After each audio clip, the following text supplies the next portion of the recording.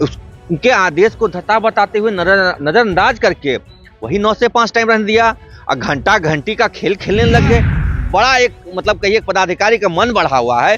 ठीक है, मुख्यमंत्री जी उनकी ईमानदारी की प्रशंसा करते हैं, हम भी किन्हीं पदाधिकारी की ईमानदारी पे प्रश्न नहीं खड़े कर रहे हैं, लेकिन जो फैसले लिए जा रहे हैं, नीतिगत जो निर्णय लिए जा रहे हैं, वो तो व्यवहारिक होने चाहिए ना। क्या आप मुख्यमंत्री जी सदन में कुछ कहेंगे, आप कुछ से कुछ कर, सफाई की जिम्मेदारी तो उनकी है, क्या उनको वो इस तरह से मतलब अपमानजनक गाली है, माँ बहन को गालियां दी जा रही हैं उनके सफाई कर्मचारियों को। सफाई कर्मचारी दलित समाज से आते हैं, अब विद्यालय को साफ स्वच्छ रखने की जिम्मेदारी उनके ऊपर है, एजेंसी के माध्यम से उनका चयन हुआ है, उनको ये गाली दे रहे हैं। हम लोगों को तो चलिए शिक्षकों का आपने शोषित किया, प्रताड़ित किया, हम सह लिए, माननीय विधायक एमएलसी का पेंशन काट दिया, वेतन काट दिया, वो भी सह लिए।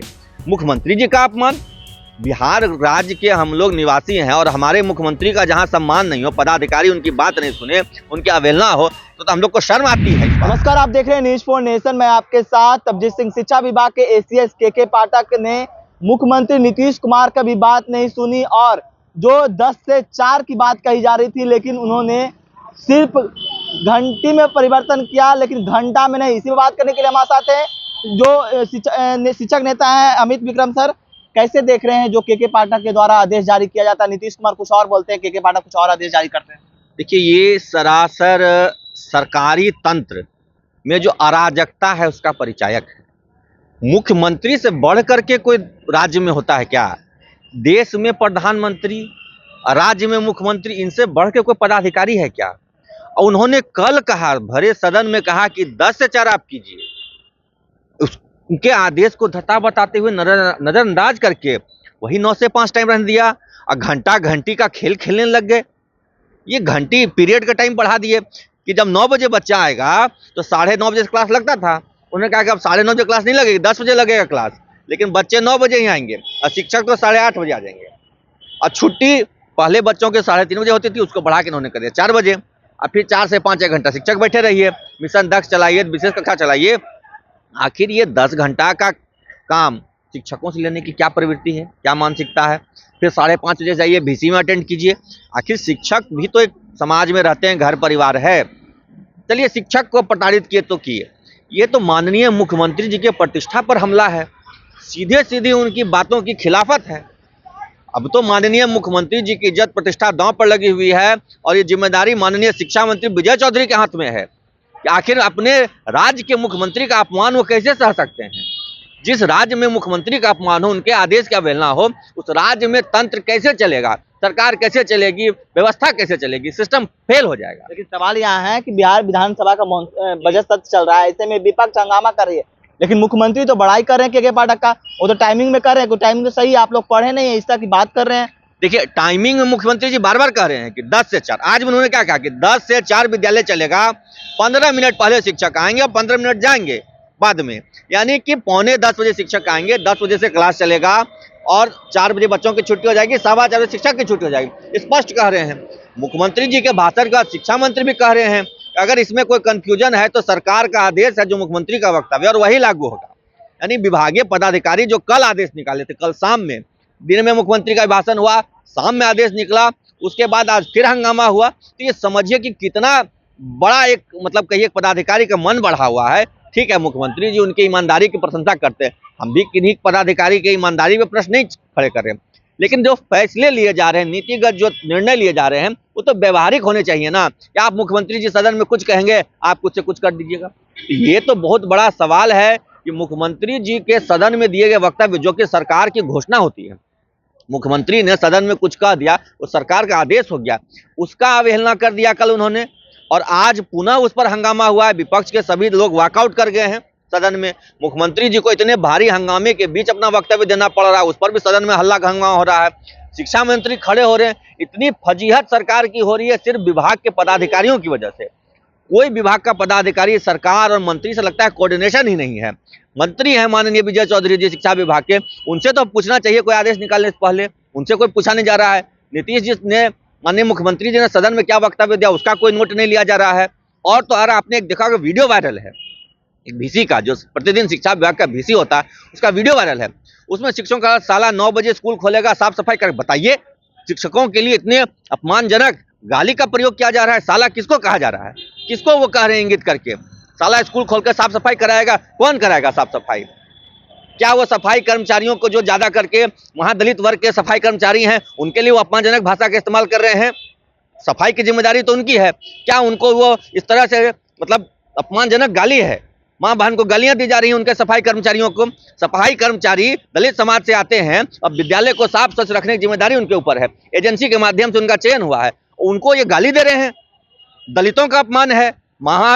हमारे मुख्यमंत्री जी तो महादलितों के जो टोला सेवक थे उनको इतना बढ़िया वेतनमान दिया, उनको इतना सम्मान देते हैं, और ये उनके पदाधिकारी उनको अपमानजनक गाली लेते हैं। लेकिन सवाल यह है कि के पाठक इस तरह के क्यों रवैया कर रहे हैं? उनको नेता बनने का शौक है, वो तो एसीएस है, तो इस तरह का फरमान क्यों जारी कर रहे हैं? शिक्षकों के लिए इस तरह का फरमान क्यों? देखिए, ये तो अब सबसे बड़ा सवाल तो ये है कि जो दिख रहा है कि सरकार से बाहर जाकर के सरकार के आदेशों की अवहेलना करके वो आदेश निकाल दे रहे हैं। नहीं, सरकार के भी बस में नहीं है वो पदाधिकारी, सरकार के बस से बाहर हो चुके हैं, सरकार की भी नहीं सुने, मुख्यमंत्री जी के नहीं सुन रहे हैं। हम लोगों को तो चलिए शिक्षकों का आपने शोषित किया, प्रताड़ित किया, हम सह लिए। माननीय विधायक एमएलसी का पेंशन काट दिया, वेतन काट दिया, वो भी सह लिए। मुख्यमंत्री जी का अपमान, बिहार राज्य के हम लोग निवासी हैं और हमारे मुख्यमंत्री का जहां सम्मान नहीं हो, पदाधिकारी उनकी बात नहीं सुने, उनकी अवहेलना हो, तो हम लोग को शर्म आती है इस बात को लेकर के कि हम कैसे राज्य में रह रहे हैं जहां के मुख्यमंत्री की तवज्जो एक पदाधिकारी नहीं देता है, उनके आदेश की अवहेलना करता है। शिक्षा मंत्री हैं, शिक्षा मंत्री से बिना विचार विमर्श किए वो आदेश पे आदेश, आदेश पे आदेश। बताइए, आपने देखा था ना क्या निकला था अनुशंसा विभाग का, जो 3 बार में पास नहीं करेंगे उनको हटा देंगे, और सरकार की तरफ से बयान आया कि नहीं, इस तरह की कोई बात नहीं है। तो बार बार ऐसे निर्णय लिए जा रहे हैं ऐसे पदाधिकारियों के द्वारा। अब तो माननीय मुख्यमंत्री जी की प्रतिष्ठा शिक्षा मंत्री विजय चौधरी जी के हाथ में है कि क्या ऐसे पदाधिकारियों को वो बर्दाश्त करेंगे जो शिक्षा मंत्री, मुख्यमंत्री किसी की बात नहीं सुनते हैं। अराजकता की स्थिति उत्पन्न हो गई है, कार्यपालिका का कोई महत्व नहीं रह गया है, मतलब मुख्यमंत्री का कोई महत्व नहीं रह गया है, पदाधिकारी अफसरशाही इतना हावी हो गया है। इस तरह की जो बातें हैं इस पर लगाम होनी चाहिए, ये अव्यवस्था और अराजकता बंद होनी चाहिए। माननीय मुख्यमंत्री जी का सम्मान सर्वोपरि है, उनके सम्मान से बढ़कर किसी बिहारी के लिए क्या होगा, और इस तरह की उनकी आदेश की अवहेलना बर्दाश्त से बाहर है। हम लोग सहन नहीं कर पाएंगे इस तरह की अवहेलना। शिक्षक क्या मांग कर रहे हैं कि उन्हें निलंबित किया जाए, शिक्षा विभाग से हटाया जाए? देखिए, हमारा मान है कि हमारे मुख्यमंत्री जी का सम्मान सर्वोपरि होना चाहिए। मुख्यमंत्री के आदेश से बढ़कर के कोई पदाधिकारी नहीं ना है, मुख्यमंत्री से सर्वोपरि क्या हो सकता है? अरे हम लोकतंत्र में अपनी बात रखते हैं, आप मानिए नहीं मानिए अलग बात है, होता है लोकतंत्र में प्रदर्शन किया जाता है, बात रखते हैं, मुख्यमंत्री जी अपने विवेक अनुसार निर्णय लेते हैं, सरकार निर्णय लेती है, वो सब अपने जगह सही है, उसके लिए अलग अपनी लड़ाई अपने साथ। लेकिन मुख्यमंत्री जी का सम्मान तो हम लोग करते हैं, मुख्यमंत्री जी के आदेश की अवहेलना तो नहीं करते हैं। अरे वो हमारे पूरे बिहार के गार्जियन हैं, अभिभावक हैं, कार्यपालिका के प्रमुख हैं, विधायिका के प्रमुख हैं, वो जो आदेश देंगे वही ना मान्य होगा। वो आदेश कुछ और दे देंगे, पदाधिकारी कुछ और करेंगे, कल को तो अराजकता हो जाएगी, राज्य ऐसे नहीं चल पाएगी, तो स्टेट फेलियर हो जाएगा। माननीय विजय चौधरी जी को चाहिए, वो विभाग के मंत्री हैं, वो पहले सभी फाइल को देखें कि क्या अनुशंसा हो रहा है, क्या निर्देश निकल रहा है, क्या आदेश निकल रहा है। इस तरीके से मनमानीपन पिछले शिक्षा मंत्री को देखा था आपने कि उनको कार्यालय आने से मना कर दिया गया था। तो कहीं भी किसी भी राज्य में आदर्श स्थिति एक लोकतंत्र में होती है कि जो चयनित जनप्रतिनिधि हैं, जो चुनी गई सरकार है, उसके निर्देशों के अनुसार सरकार चले, व्यवस्था चले। अगर उसके व्यवस्था से बाहर हो जाएंगी सारी बातें, तब फिर ये सिस्टम कोलैप्स कर जाएगा। और जिस राज्य में मुख्यमंत्री जी का सम्मान न रहे, उनके आदेश का पालन नहीं हो, वहां पे वहां के नागरिकों के हितों की, उनके अधिकारों की रक्षा कैसे हो जाएगी, अपने आप में बहुत बड़ा प्रश्न है। एक लास्ट सवाल लेंगे, जिस तरह से आप लोग नियोजित शिक्षक हैं और राजकर्मी की दर्जा के लिए मांग कर रहे हैं, तो आप लोगों को आश्वासन भी दिया गया था, तो अब आपने एक टर्म दिया है कि 22 जनवरी तक आप लोग बात करिए, तो क्या लगता है क्या? देखिए, हम लोगों की कल भी भाजपा के एमएलसी जीवन कुमार जी हैं, जो उस दिन वार्ता में सम्राट चौधरी के साथ मौजूद थे, उनसे बातचीत हुई, लंबी बातचीत हुई, और उन्होंने अपना लाइव बयान भी जारी किया और उन्होंने स्पष्ट कहा कि सरकार से बातचीत चल रही है, जिन बिंदुओं पर हमने आपत्तियां दर्ज कराई थी उन बिंदुओं पर सुधार हो रहा है और सुधार हो जाएगा। कई सारे बिंदु, जैसे कि ये टाइमिंग वाला भी तो हमारे मांग पत्र में था, तो एक सुधार हुआ। निकालने वाली जो बात थी वो सरकार, माननीय विजय चौधरी जी डिनाई कर चुके हैं कि इस तरह की कोई बात नहीं है। तो 2-3 बातें पूरी हुई हैं, और हाँ, ऑनलाइन ऑफलाइन भी हो गया है।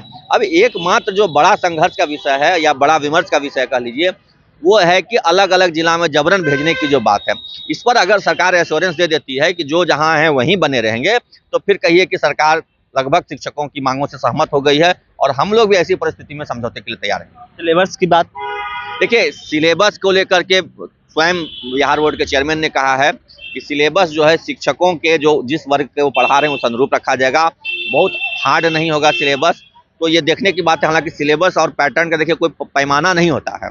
अब एनसीईआरटी को ही सिलेबस सभी बोर्ड मानते हैं, सभी बोर्ड मानते हैं। बीपीएससी भी उसी से एनसीईआरटी से लेती है, यूपीएससी भी उसी एनसीईआरटी से लेती है। वो तो अपना क्वेश्चन तय करने का अपना तरीका होता है, लेकिन एनसीईआरटी तो स्टैंडर्ड सिलेबस है और हम लोग उम्मीद करेंगे कि जो विद्यालय में हम लोग पढ़ा रहे हैं उसी से सवाल आए।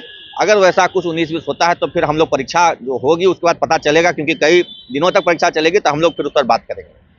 क्या कुछ कर रहे थे शिक्षक नेता अमित विक्रम सर? आपने सुना जिस तरह से जो के पाठक के द्वारा बिहार के मुख्यमंत्री नीतीश कुमार को भी फरमान को नहीं माना जा रहा, तो इनका साफ तौर पर कहना है कि जो ऐसे अधिकारी है इस पर जो शिक्षा मंत्री है विजय चौधरी, उनको विचार करना चाहिए। इस तमाम खबरों बने न्यूज़ के साथ। नमस्कार।